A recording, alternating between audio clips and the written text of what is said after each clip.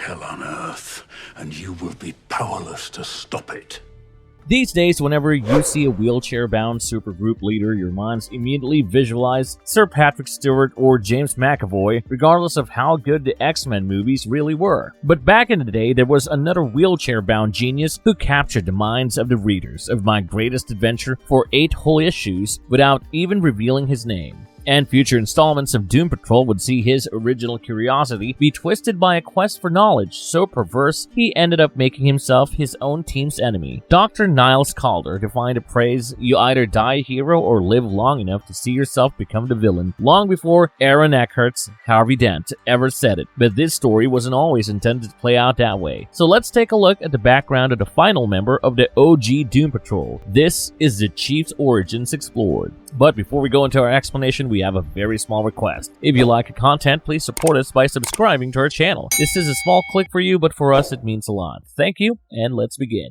Who did it first? Professor X versus the Chief debate. Because of the relative obscurity of the Doom Patrol franchise, it didn't surprise us when a lot of comparisons were made between the Chief and Professor X when the HBO Max show debuted as part of DC's streaming service in 2018. But here's the thing, Niles Caulder did the paraplegic genius team leader of a group of social misfits gimmick first, and arguably he did it better. See, the X-Men and Doom Patrol have a lot of similarities in the way they are presented and the way they operate as well. We've already referenced the Marvel copy to Doom Patrol with the X-Men in our Negative Man Origins video, which you should definitely check out if you haven't already. But the basic idea is that Stan Lee and Jack Kirby jacked the basic concept of the team of fabulous freaks and created an entire roster of mutants out of them, retroactively claiming Namor to have been the first mutant, thereby giving the X-Men a fair degree of continuity legitimacy. But one of the main reasons why comparisons were made between the franchises is because,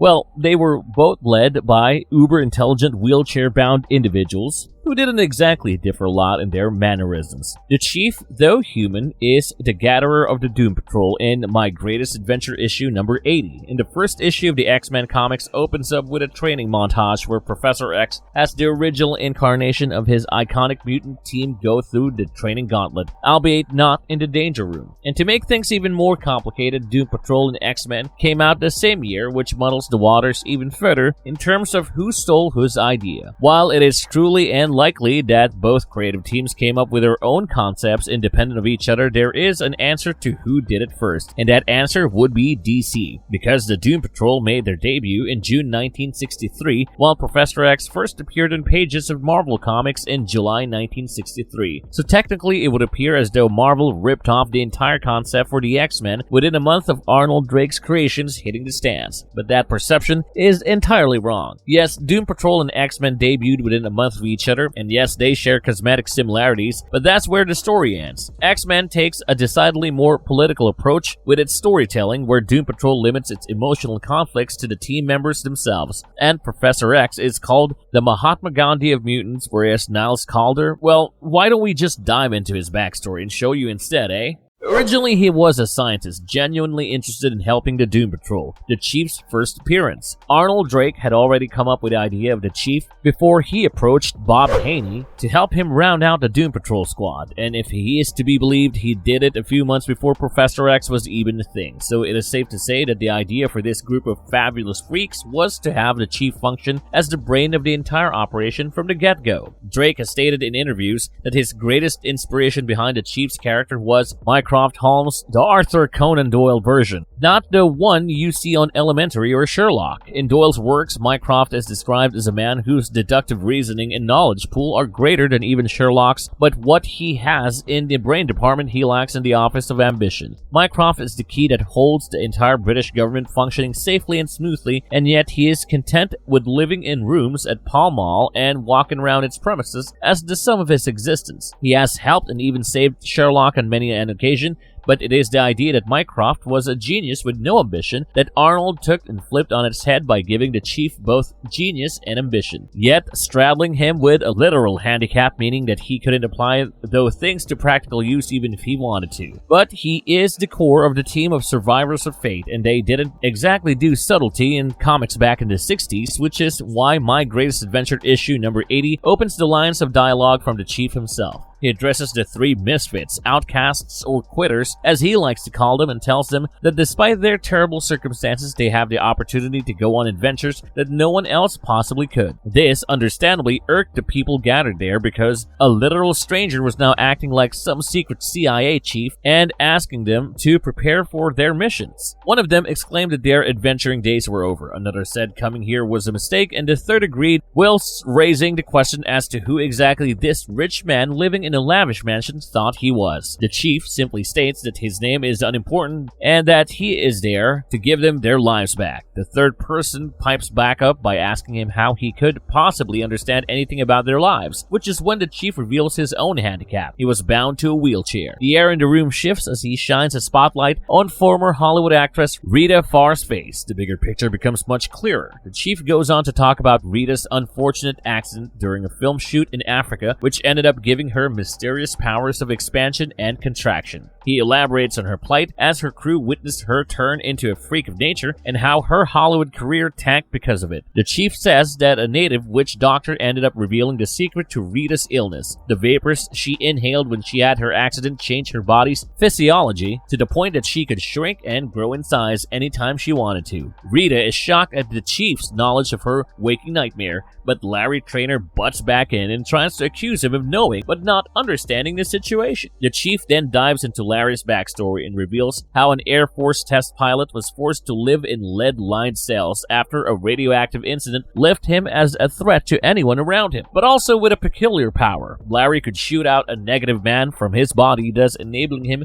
to accomplish pretty much anything he wanted within 60 seconds, like unjamming the landing gear of an airplane or preventing World War III, which actually happens in Doom Patrol issue number 98, but we're getting too far ahead of ourselves. Even after the chief recounts Larry's story to him, he refuses to control the negative man and uses his powers for good, which is when the third person in attendance, Cliff Steele, tells his own story. After he is done recounting the days he spent as a reckless race driver and how an accident left him as a human brain in a robot body, he asks the chief if he's still going to tell him that he isn't an outcast. The chief tries to talk some sense back into Cliff by reminding him that he is stronger than most people, and even though he is a robot, he still retains his 5 human senses. Robot Man gets suspicious and asks him what makes him think he knows so much about him, which is when the chief reveals that he was the doctor who operated on Cliff. This revelation allows the chief to completely take over the room, and he starts talking to his guest about this idea that he had a long time ago.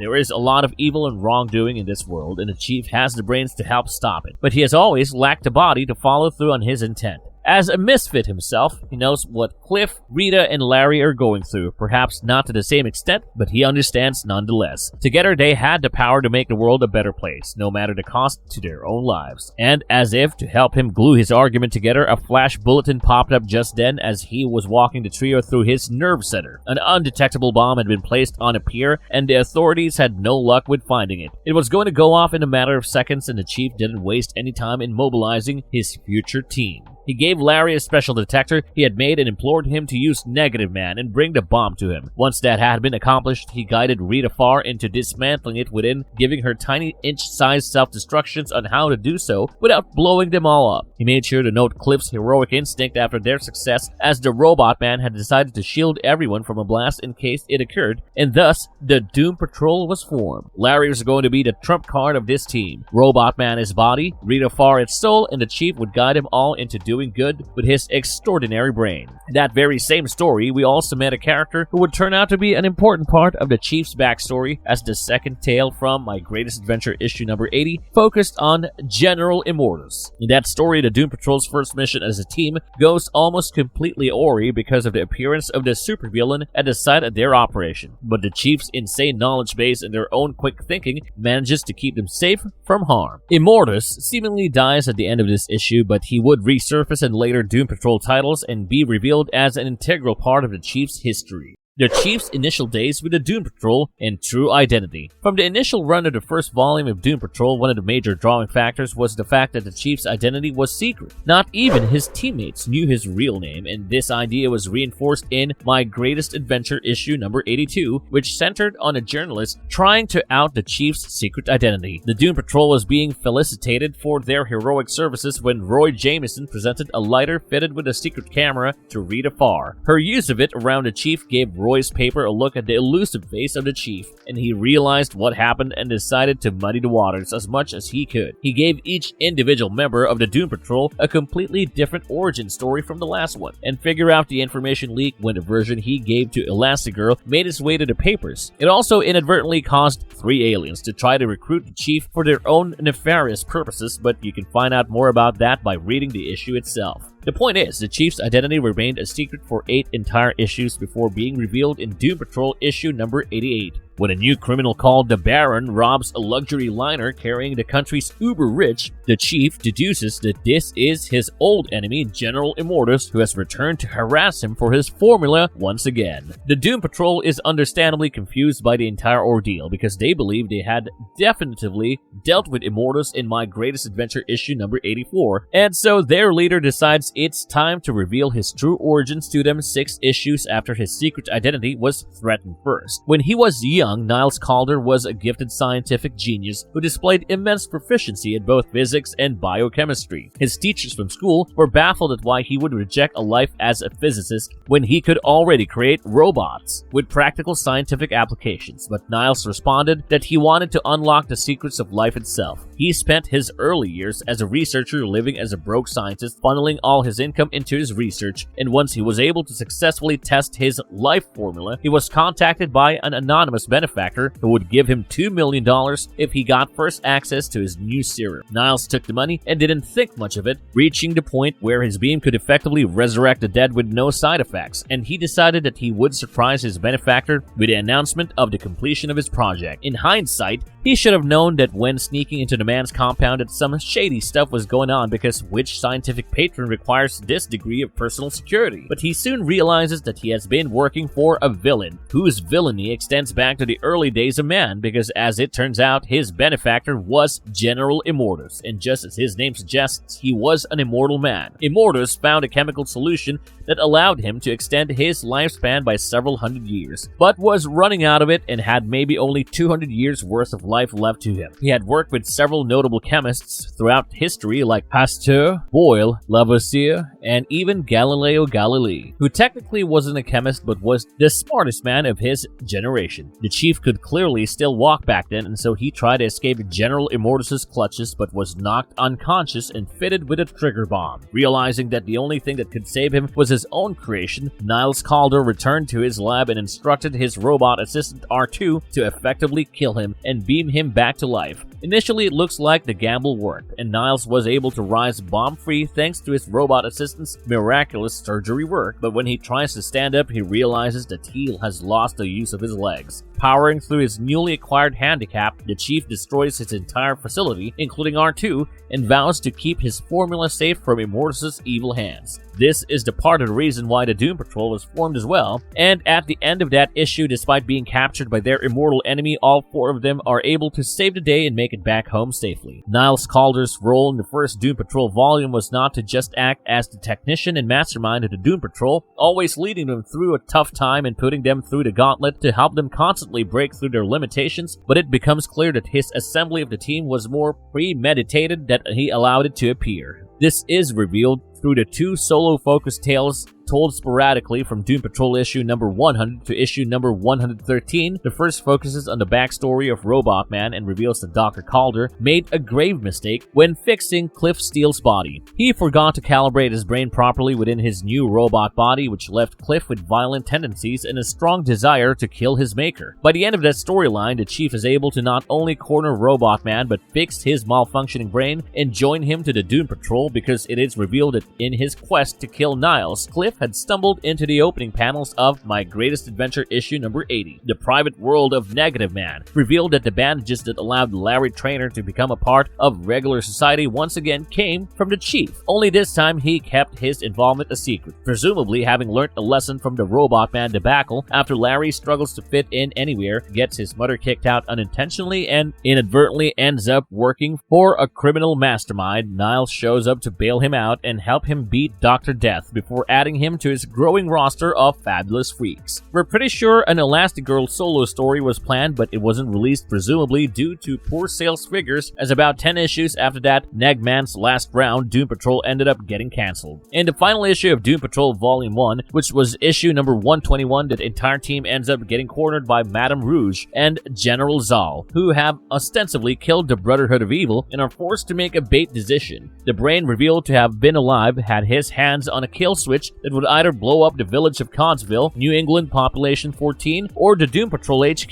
The heroes decided to lay their lives down anyway, because that's what heroes do, and thus died the original incarnation of the Doom Patrol, and with them the idea of an innocent scientist spurned on by ideals of justice and altruism. Niles Caulder was one of the rare cases of a scientist actually sticking to what they said they wanted to do when they first appeared, and that was creating a superhero team capable of taking on evils that regular heroes just could not. And for most of it, he was right. The unique threats that the Doom Patrol faced, like the AVM Man, Madame Rouge, Monsieur Mala, and the Brain, were all created specifically to be felt by them. The intrigue created by the secrecy of the Chief's identity was an important hook to get readers buying the Doom Patrol issues, and the Chief himself was something of a goofy do-gooder who could occasionally be a little testy. The greatest example of the Chief's playful side comes in Doom Patrol issue number 98, in a story titled The Chief Stands Alone, where he uses an action chair to single-handedly defeat a criminal using mechanical predator birds to commit crimes in the Doom Patrol's absence. He is incredibly touched by his team's gestures in Doom Patrol issue number 86, and when they plan a surprise party for him on his actual birthday without knowing it. And when the Chief died with the rest of the Doom Patrol in issue number 121, it was a genuinely sad moment for the entire fandom,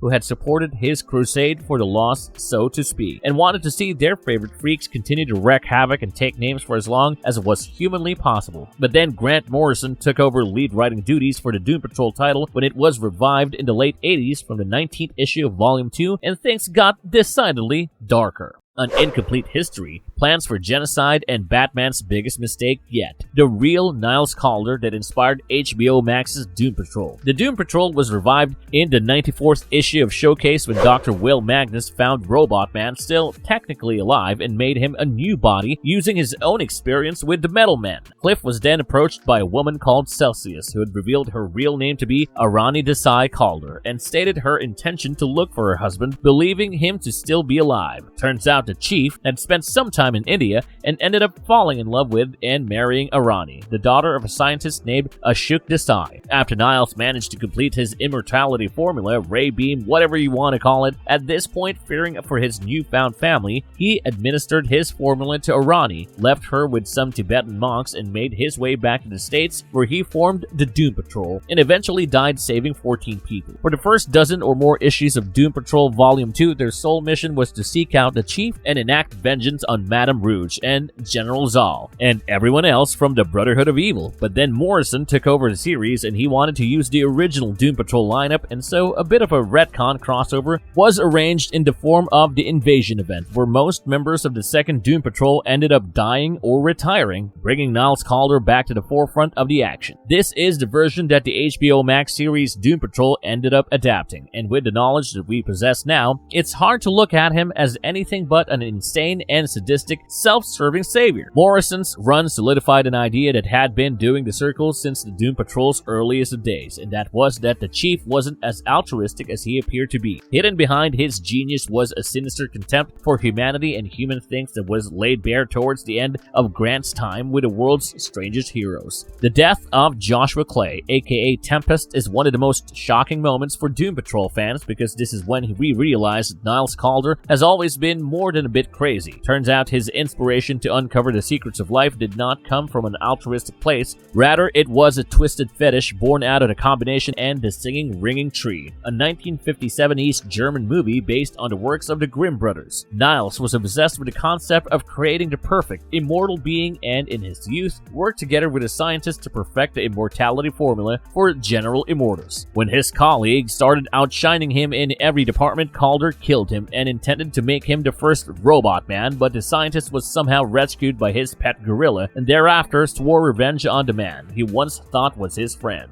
This scientist would turn out to be the Brain, and the pet gorilla, Monsieur Mala, so Niles Caulder ended up making the very enemies that he would later force the Doom Patrol to fight, and what's worse is he made the damn patrol in the first place. in that he was the one who engineered their accidents. The reason he killed Tempest was because the latter had stumbled onto his plans to force humanity to evolve via nanotechnology, aka bomb them and allow an evolutionary phoenix to rise from the ashes. But before he could do that, the Doom Patrol realized the horrifying truth about him and banded together to take him down. Caulder's head was relieved from his body and he was made to live on as a head in a freezer, subsisting solely off of milkshakes. When he was given a new body, he decapitated himself in repentance, though it was already too late. John Bryan's reboot of the Doom Patrol was a peculiar one because despite the team knowing that the chief had caused their accidents, they just roll with it, and Niles himself appears to be far more like his original incarnation as well. Heck, when Batman gives you his vote of confidence, you must be doing something right, but the Dark Knight has to eat crow in Volume 5 when Niles' character is reverted to the scheming genius that Morrison had sculpted, and was given a story arc that we as fans could actually get behind.